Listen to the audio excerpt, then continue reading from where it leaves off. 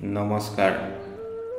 বছৰীয়া ৰাশিফল শিতানৰ বাবে RJ জীৱন গাথা চেনেলৰ পৰা সকলোকে স্বাগতম জনাইছোঁ।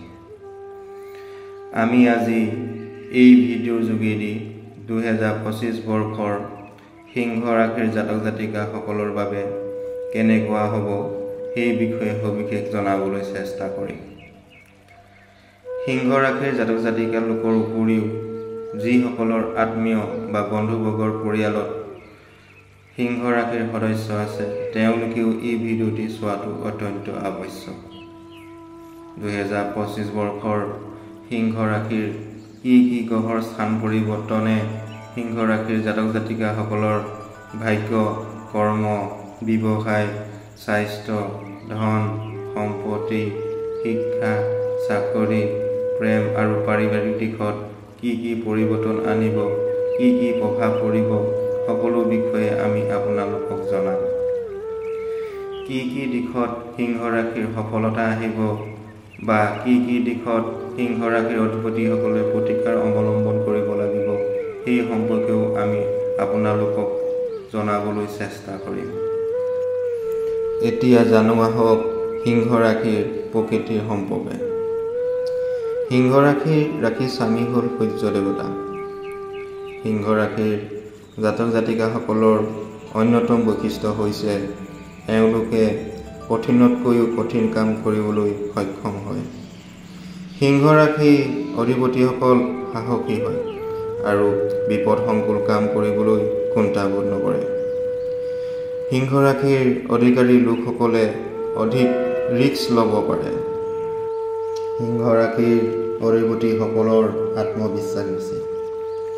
এওঁলোক স্বতন্ত্ৰ বিচাৰধাৰাৰ অধিকাৰী হয়। কামত এই অধিকাৰী লোকসকল নিখুঁত আৰু নিপুণ হোৱা দেখা যায়। সিংহ ৰাশিৰ অধিকাৰীসকল যথেষ্ট প্ৰভাৱশালী লোক হোৱা দেখা যায়, যাৰ বাবে এওঁলোকক বেলেগে ঈৰ্ষা কৰা দেখা যায়। সিংহ ৰাশিৰ অধিপতিসকলৰ সংগীত, অভিনয়, সাহিত্য, খেলা-ধূলা, ভ্ৰমণ, সামাজিক কাম কাজত অধিক নিষ্ঠা থকাৰ লগতে নিপুণ হোৱা দেখা যায়। এতিয়া জানো আহক 2025 বৰ্ষৰ সিংহ ৰাশিৰ ৰাশিচক্ৰৰ গ্ৰহৰ স্থান সম্পৰ্কে। 2025 বৰ্ষৰ আৰম্ভণিতে আপোনালোকৰ ৰাশি স্বামী সূৰ্য দেৱতা থাকিব আপোনালোকৰ পঞ্চম গৃহত, বুধ থাকিব চতুৰ্থ গৃহত আৰু কেতু থাকিব তৃতীয় গৃহত।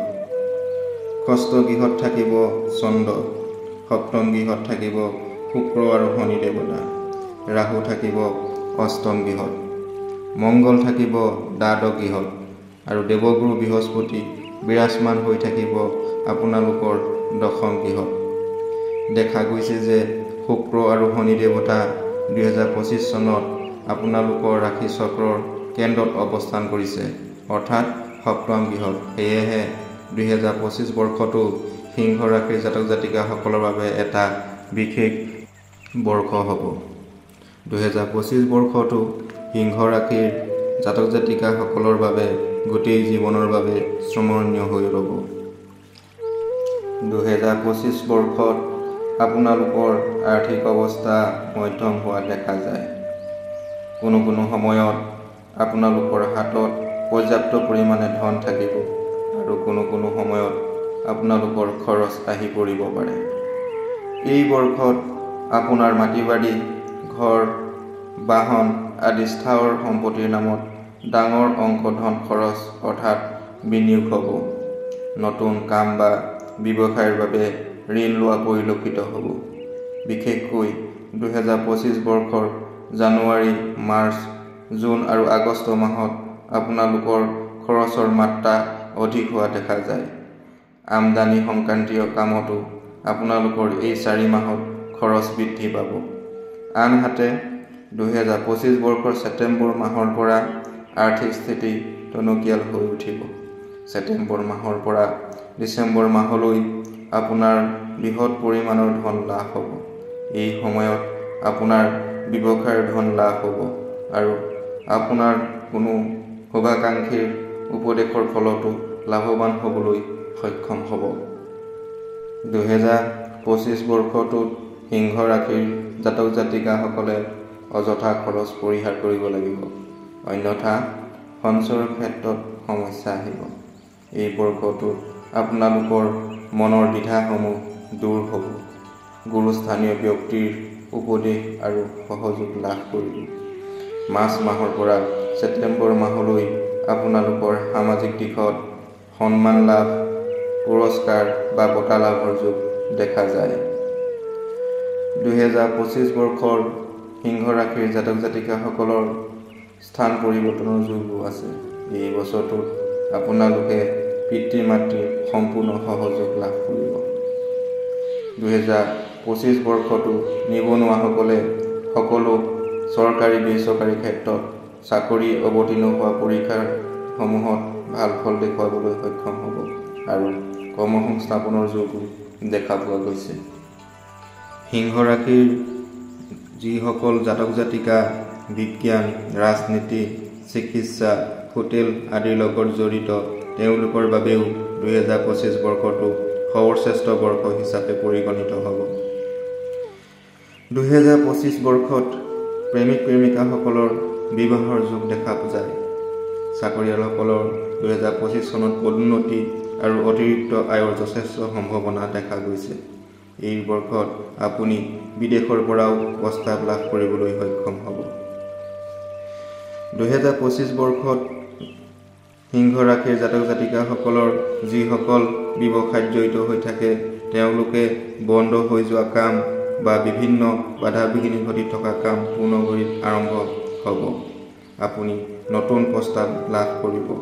এই বৰ্ষত আপোনাৰ দান বৰঙণিত কিছু খৰচ আহিব পাৰে। 2025 বৰ্ষত সিংহ ৰাশিৰ জাতক জাতিকাসকলে বৈ থকা পানী যেনে নদী আদিৰ পৰা সাৱধানতা অৱলম্বন কৰিব লাগিব। দেৱগুৰু বৃহস্পতি 15 মে 2025 বৰ্ষৰ দশম গৃহৰ পৰা একাদশ গৃহলৈ গতি কৰিব আৰু সম্পূৰ্ণ বৰ্ষটো একাদশ গৃহতেই থাকিব, যাৰ ফলস্বৰূপে 15 মে আগলৈ সিংহ ৰাশিৰ অধিপতিসকলৰ পৰিচালনাৰ দক্ষতা বা কৌশল বৃদ্ধি পাব। এই সময়ছোৱাত আপোনাৰ কেৰিয়াৰত ভাল পথ প্ৰদৰ্শক লাভ কৰিব তথা আনৰ পৰা জ্ঞান আৰু সহযোগ লাভ কৰিব। এই সময়ত বৃহস্পতিৰ দৃষ্টি আপোনাৰ ৰাশি চক্ৰৰ তৃতীয় গৃহত পৰিব, যাৰ ফলস্বৰূপে এই সময়ত আপোনাৰ জনসংযোগ বা যোগাযোগৰ শৈলী উৎকৃষ্ট হ'ব। 15 মে 2025 বৰ্ষটো দেৱগুৰু বৃহস্পতি আহিব আপোনাৰ একাদশ গৃহত, যাৰ ফলত আপোনালোকৰ পদোন্নতি, কৰ্ম লাভ, ব্যৱসায়ত লাভ, উন্নতি, আয় বৃদ্ধি আৰু সপোন সিদ্ধি হ'ব। 15 মে'ৰ পৰা বৃহস্পতিৰ দৃষ্টি থাকিব আপোনাৰ তৃতীয় গৃহত, যাৰ ফলত আপোনাৰ কৰ্মসূত্ৰে বা ব্যৱসায়িক সূত্ৰে অধিক ভ্ৰমণ হ'ব আৰু এই ভ্ৰমণ আপোনাৰ বাবে লাভদায়ক হ'ব। এই সময়ছোৱাত গুৰু দৃষ্টি আপোনাৰ পঞ্চম গৃহতো পৰিব। পঞ্চম গৃহ হ'ল সন্তান গৃহ। এই সময়ত আপুনি সন্তানৰ পৰা ভাল খবৰ লাভ কৰিব। সন্তানৰ কেৰিয়াৰত উন্নতি আহিব আৰু স্বাস্থ্য ভালে থাকিব। 15 মে'ৰ পৰা পৰিয়াল পৰিকল্পনাৰ বাবেও খুব ভাল সময় দেখা যায়। এই সময়ত গুৰু দৃষ্টি সপ্তম গৃহতো থাকিব, যাৰ বাবে শিক্ষাৰ্থীসকলৰ বাবে উচ্চ শিক্ষাৰ যোগ দেখা যায়। এই সময়ত বিবাহৰ চিন্তা চৰ্চা বা প্ৰস্তাৱ আহিব আৰু বিবাহৰ যোগো পৰিলক্ষিত হয়। 2025 বৰ্ষৰ 30 মাৰ্চত শনি দেৱতা আপোনাৰ ৰাশি চক্ৰৰ অষ্টম গৃহত প্ৰৱেশ কৰিব। 30 মাৰ্চৰ আগলৈ সিংহ ৰাশিৰ জাতক জাতিকাসকলৰ আয়, ব্যৱসায়, পাৰিবাৰিক দিশ, জীৱনসংগী উন্নতি দিশত খুব শুভ দেখা যায়। 30 মাৰ্চৰ পৰা আপোনাৰ কিছুমান সমস্যা আহিব পাৰে, যেনে আপোনাৰ জীৱনসংগী স্বাস্থ্য সমস্যা নতুবা কোনো কথাত মতভেদৰ সৃষ্টি হ'ব পাৰে। বিশেষকৈ আপোনাৰ জীৱনসংগী ভৰিত দুখ পোৱা, গাঁঠিৰ বিষ, অনৰ্থক কিছুমান সমস্যাৰ সন্মুখীন হ'ব পাৰে। 2025 বৰ্ষৰ ৰাহু আপোনালোকৰ অষ্টম গৃহত আৰু কেতু আপোনালোকৰ তৃতীয় গৃহত থাকিব। 18 মে আগত যান বাহন চালনত য'তেই নাযাওক কিয় অলপ সাৱধানে থাকিব। ৰাহু সপ্তম গৃহত আহিলে ভুল বুজাবুজিৰ প্ৰকম হয়। এই সময়ত আপোনাৰ উপাৰ্জন বৃদ্ধি হ'ব তথা ব্যৱসায়ত উন্নতি লাভ কৰিব। শ্বেয়াৰ মাৰ্কেট ষ্টক মাৰ্কেটৰ পৰা লাভ আহিব পাৰে। একে সময়তে কেতু আহিব আপোনাৰ প্ৰথম গৃহত, যাৰ ফলস্বৰূপে আপোনাক আনে বেলেগ ধাৰণা ল'ব পাৰে। এই সময়ত আপোনাৰ নিজৰ ওপৰত অসন্তুষ্টি আহিব পাৰে। 2025 বৰ্ষৰ সিংহ ৰাশিৰ জাতক জাতিকাসকলে চাকৰি যদি প্ৰয়াস কৰে তেন্তে 14 এপ্ৰিল 2025 পৰা 15 মে 2025 আপোনালোকৰ বাবে বহুতেই ভাল সময় দেখা যায়। আনহাতে 15 আগষ্টৰ পৰা 15 ছেপ্টেম্বৰলৈ আপোনালোকৰ কেৰিয়াৰৰ মান সন্মান, ব্যৱসায়, চাকৰি, আৰ্থিক উন্নতি, ভাগ্য, সুবিধা আদিৰ বাবে বৰ ভাল সময় দেখা যায়। এতিয়া আহিছোঁ সিংহ ৰাশিৰ জাতক জাতিকাসকলে 2025 বৰ্ষত কি কি প্ৰতিকাৰ অৱলম্বন কৰিলে সমস্যাসমূহৰ পৰা পৰিত্ৰাণ লাভ কৰিব। প্ৰথমে আপোনালোকে সদায় শনি দেৱতাক আৰাধনা কৰক আৰু মঙলবাৰ তথা শনিবাৰে শনি মন্দিৰত চাকি জ্বলালে আপোনালোকৰ পাৰিবাৰিক সমস্যাৰ পৰা সমাধান পাব। দ্বিতীয়তে সদায় শনি দেৱতাৰ বীজ মন্ত্ৰ উচ্চাৰণ কৰিলে আপোনাৰ পৈতৃক সম্পত্তিৰ সমস্যা সমাধান হ'ব। তৃতীয়তে পক্ষীকুলক খাদ্য দান কৰিব, আপোনাৰ আশা পূৰণ হ'ব। চতুৰ্থতে সদায় উদিত সূৰ্যক প্ৰণাম কৰি অৰ্ঘ্য অৰ্পণ কৰিলে আপোনাৰ শত্ৰু নাশ হ'ব তথা স্বাস্থ্য উন্নতি আহিব। পঞ্চমতে সদায় হনুমান চালিচা পাঠ কৰিব, যাৰ জৰিয়তে আপোনাৰ জীৱনত কোনেও অৱনতি কৰিব নোৱাৰে। ষষ্ঠতে বৃহস্পতিবাৰে যিকোনো মন্দিৰত আপুনি নাৰিকলৰ আদি বগা প্ৰসাদ আগবঢ়ালে আপোনাৰ সুনাম অটুট থাকিব। এতিয়া আহিছোঁ সিংহ ৰাশিৰ বিশেষ গুৰুত্বপূৰ্ণ দিশৰ বিষয়ে। সিংহ ৰাশিৰ আৰাধ্য দেৱতা হৈছে বিষ্ণু নাৰায়ণ। শুভ ৰং সোণালী, শুভ সংখ্যা হৈছে 5, শুভ দিশ হৈছে পূব দিশ, শুভ ধাতু তাম আৰু সোণ, শুভ বাৰ হৈছে সোমবাৰ, মঙলবাৰ আৰু বৃহস্পতিবাৰ। আশা কৰিছোঁ আপোনালোকে এই ভিডিঅ'ৰ যোগেদি যথেষ্ট উপকৃত হৈছে। যদি আপোনালোকে এই চেনেলৰ যোগেদি ৰাশিফল হিতান্তি চাই ভাল পায় তেন্তে লাইক আৰু শ্বেয়াৰ কৰিবলৈ নাপাহৰিব। যদি আপোনালোকে দিহা পৰামৰ্শ দিব বিচাৰে কমেণ্ট যোগে প্ৰেৰণ কৰিব।